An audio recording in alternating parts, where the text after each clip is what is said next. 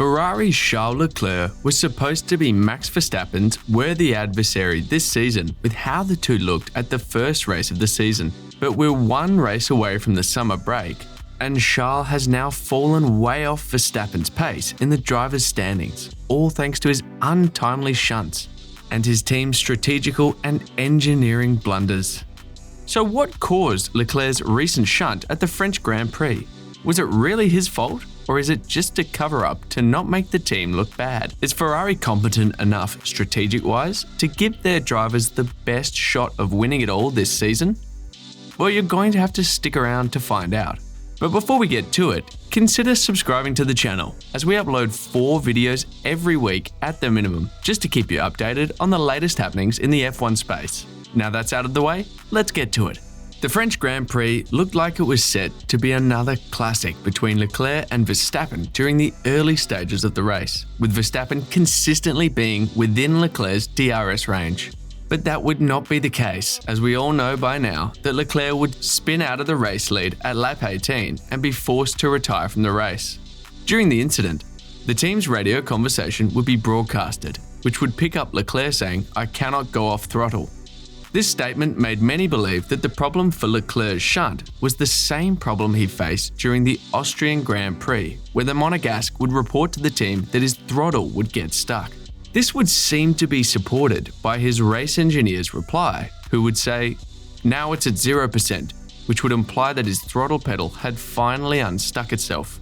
But team boss Mattia Binotto would be swift in clarifying this interpretation of Leclerc's statement and say that Charles had said, "I cannot go on the throttle," not "I cannot go off the throttle." Mattia would then add, "No, first, there was no issues with the throttle itself, nothing to do with Austria," Binotto explained. What happened is a genuine mistake of Charles, which are things that may happen, and I think they do not take off how good he is as a driver and as a fantastic driver, but it was a genuine mistake. What you heard on the radio was about when he was in reverse gear trying to get out from the barriers. There is a strategy, without going in all the details, that somehow he was on the throttle, didn't feel sufficient torque from the engine, but it was nothing wrong, simply the strategy there. The Ferrari team boss would also once and for all clarify the drama in Austria, saying, "Normally, we're not discussing much details on what's happening. But what happened in Austria is very simple," he said. "There was a damper which was slightly sticky, not more than that, and we already put in place some actions to avoid it for the future." Leclerc would also support Mattia's statement after the race, saying, "I tried, but there was something with the clutch not working, and I couldn't reverse, which was a shame because I saw the car and the car was actually not too damaged," Leclerc said. But this is a detail. Honestly, first of all, I need to not put cars in the wall, and then they should work better. And to finish out his statement about what had happened, Leclerc would take full blame for the incident, saying, "I'm just trying to push too much and I lost the rear," he said.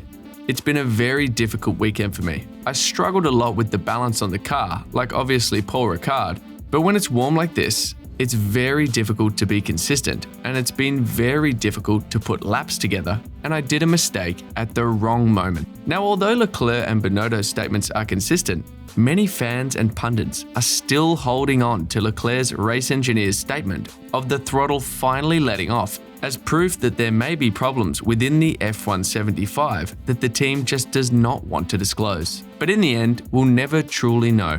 But what we do know is that accident cost Leclerc a good chunk of points against Verstappen, who now has a 66-point lead over Leclerc. But that would not be the only headache for Ferrari in the French Grand Prix, as the team would also receive scrutiny for how their strategic decisions in handling Carlos Sainz's race. At Paul Ricard, Sainz had to start at the back of the grid after incurring an engine penalty after blowing out his last engine in Austria. But the Spaniard would cut through the field and see himself challenging Red Bull's Sergio Perez for a P3 finish during the waning moments of the race. Sainz at the time had a tyre advantage pace-wise, but were on the last laps of his used medium tyres, while Perez at the time were on a set of slower, hard tyres. Sainz could be heard discussing with the team whether or not they should stick it out till the end or pit for a new set of tyres. The discussion would pause for a moment and Sainz would resume battling with Perez and execute an overtake. While doing so, the 27-year-old would be told on the radio to box, to which Sainz would reply annoyingly, "Not now, not now," implying that the team wasn't even looking at the race while they made their call. Sainz would make the move stick, but yet again Ferrari would have everybody scratching their heads and pit Sainz a few moments later. Sainz would serve a 5-second penalty for an unsafe release earlier in the race and would drop down to P5 at the end of the race. Sky Sports F1 analyst and former F1 world champion Nico Rosberg would comment on Sainz's race, saying, "I was shaking my head. Like, what on earth are they doing there? First of all, he was in the middle of a huge battle out on the track and his whole team wasn't watching that anymore. They had their heads down doing their calculations about pit stop times and they were talking to him in the middle of the wheel-to-wheel action there. I'm like, guys, what on earth are you doing?" And then Carlos in P3, and comfortably he would have been able to stay there. The tyres would have been fine until the end, and he even had the chance to still get Lewis for P2. Then they bring him in with no chance to go beyond P5, where he ended up. What on earth is going on there? Really, I think it's time they made some changes there. Some serious changes. Terrible judgment there, and I can't explain it. Mattia really needs to get on top of that and make some serious changes there now. But even with the scrutiny of the fans and media, Sainz would defend the team and their decisions in his post-race interview, saying, "I think the team has done a very good job on strategy this year. I still believe at Ferrari we get super criticized for things that other teams might be going through also in their pit stop windows. Every time there's a tricky moment on strategy, we are discussing things. But we are not a disaster like people seem to say we are. It's just we like to discuss things. We are open about them.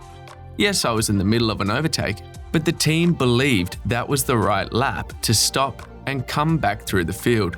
I believed that maybe at the time, I was maybe better to risk it and stay out there and see what happened with the tyres.